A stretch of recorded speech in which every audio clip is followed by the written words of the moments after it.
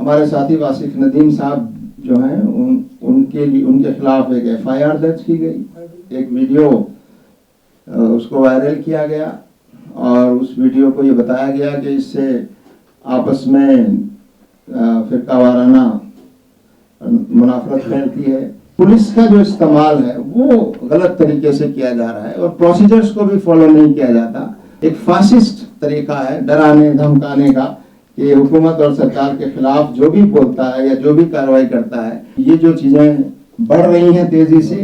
ये हमारे देश के लिए बहुत ही चिंता की बात है। ये हमारी डेमोक्रेसी को कमजोर करने वाली चीजें हैं। समाज में डिवीजन पैदा करने वाले लोगों के खिलाफ कार्रवाई करने के बजाय जो लोग उन क्राइम्स को उजागर कर रहे हैं, लोगों को बता रहे हैं कि ऐसा हो रहा है, इसके खिलाफ कार्रवाई होनी चाहिए। उनको क्रिमिनलाइज किया जा रहा है हुकूमत के जरिए से, पुलिस के जरिए से रोकने की, डराने की कोशिश की जाएगी। तो ये हमारे लोकतंत्र के लिए एक बहुत ही अलार्मिंग सिचुएशन है जो इस वक्त पैदा हो रही है।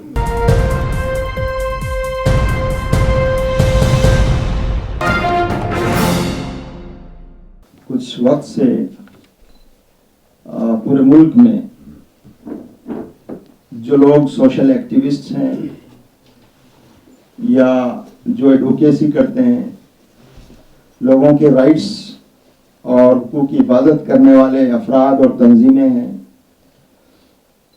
जो हुकूमत और सरकार की तरफ से ज़्यादतियाँ होती हैं लोगों पर, उनको उठाते हैं, या मीडिया के वो साथी जो मीडिया में जो कुछ चीज़ें चल रही हैं उसको फैक्ट चेक करके एक्सपोज करते हैं, हुकूमत की गलत इक़दामात और गलत जो एक्शंस हैं उनके खिलाफ आवाज़ उठाते हैं, लोगों को सामने लाते हैं। ऐसे लोगों के खिलाफ हैरेसमेंट और उनको परेशान करना और उनको डराना धमकाना और पुलिस को इस्तेमाल करके और उनके जरिए से अपना एक पॉलिटिकल एजेंडा आगे बढ़ाना, ये बराबर हम देख रहे हैं। हमने इस प्रेस नोट में खास तौर से भी जो ताज़ा दो हमारे साथी हैं वासिफ नदीम और जुबैर, उनके बारे में आप भी जानते हैं। वासिफ नदीम तो हमारे संगठन के असिस्टेंट सेक्रेटरी हैं जमात इस्लामी हिंद के, और एक सिविल लिबर्टीज और ह्यूमन राइट प्रोटेक्शन का जो हमारा ऑर्गेनाइजेशन है, association for protection of civil rights, APCR, उसके वो सेक्रेटरी हैं, नेशनल सेक्रेटरी। और जुबैर जो है वो फैक्ट चेकर हैं, मीडिया में काम करते हैं और उन चीज़ों को लाते हैं जो ज्यादती और की वाक़यात हैं। लंबी है फहरिस्त, लेकिन हमने ये दो नामों को इसलिए यहाँ पे प्रेस नोट में मेंशन किया, लेकिन एक बहुत लंबी फहरिस्त है और आज से नहीं बल्कि बहुत पिछले काफ़ी वक्त से ये हरासमेंट की जो कोशिशें हो रही हैं और उसके लिए पुलिस का जो इस्तेमाल किया जा रहा है,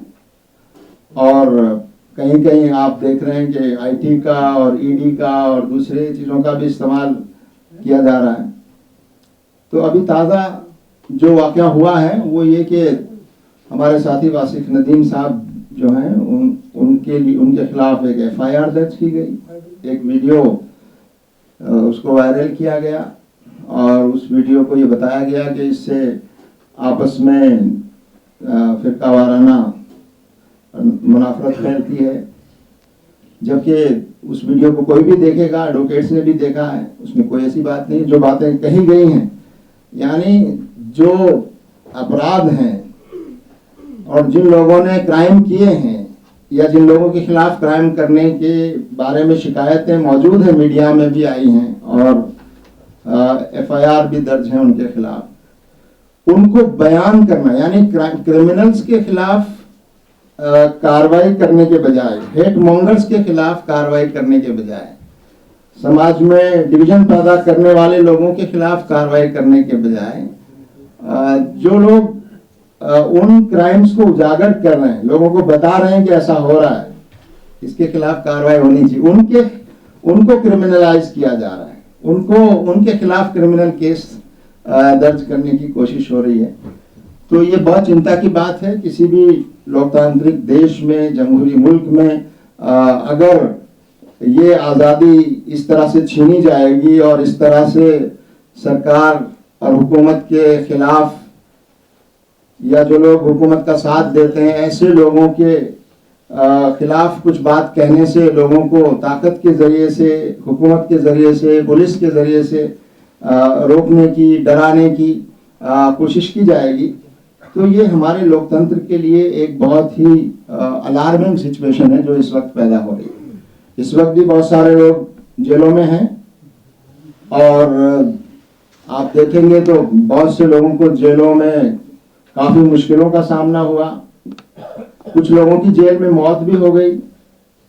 कुछ लोगों की मौत जेल से बाहर आने के बाद हुई, जिसके बारे में कहा जाता है कि जेल में उनके साथ जो कुछ हुआ उसकी वजह से उनकी मौत हुई।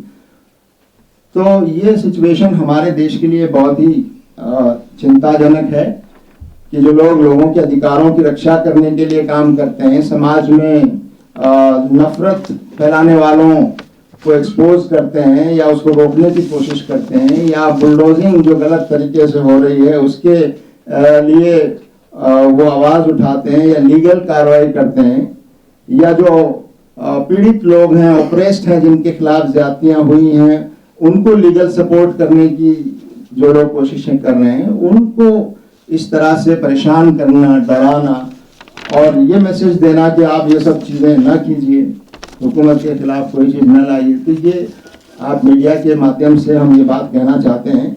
कि ये जो चीज़ें बढ़ रही हैं तेज़ी से, ये हमारे देश के लिए बहुत ही चिंता की बात है। ये हमारी डेमोक्रेसी को कमज़ोर करने वाली चीज़ें हैं और आप देखते हैं उसके लिए पुलिस का जो इस्तेमाल है वो गलत तरीके से किया जा रहा है और प्रोसीजर्स को भी फॉलो नहीं किया जाता। और यहाँ FIR दर्ज होती है और चंद घंटों में पुलिस बेंगलोर पहुंच जाती है और वासिफ नदीम साहब के भाई के घर पर जाकर उनको गिरफ्तार करने की कोशिश करती है। तो ये सब चीज़ें, चूंकि ये तो जागरूक लोग और उनके साथ वकील हैं और सारी चीज़ें उन्होंने ठीक से की हैं, अदालत में मामला है और अदालत में बाकायदा हमने जवाब पेश किया है। 11 तारीख तक को कोर्ट ने